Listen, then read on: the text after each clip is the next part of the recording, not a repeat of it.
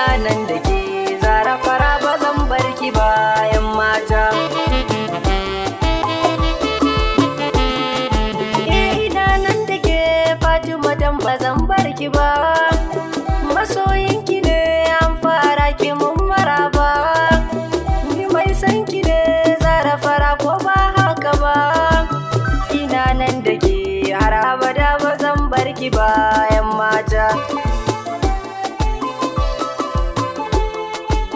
Me kyau da ilimi Fatima zo ta hogin biya, mai hankali ce da tunani kaji sarauniya, idan babu ke Fatima ni sai dai rijiya. Ke ce rayuwa Fatima zo ta hogin biyar yan mata. Garin masoyi bai mun nisa na faɗa ku ji, da kokon bara ni na taho ki mun agaji, mai ilimin boko da arabi ta zarce yan aji, taho gimbiya na baki dukan zuciya yan mata.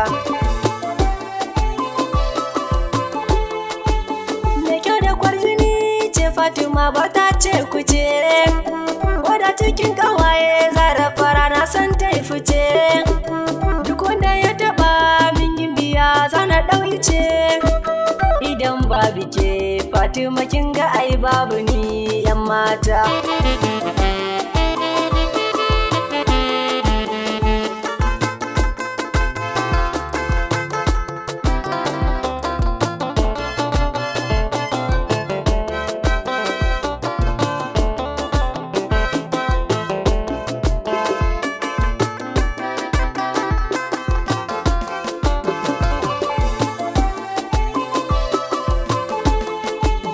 Na yi shirin na ɗaura kambun so a kan ki sahiba, na baki ragama ta zuciya ja mu je gaba, dukkanin juma'a mai kyawu ku duba laraba, ɗawisu mai kyawu na kwalliya Zara fara yan mata.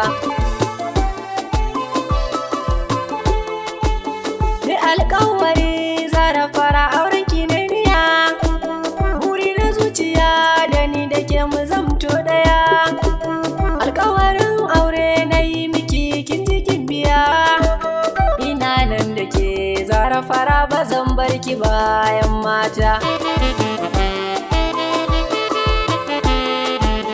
Ina nan da ke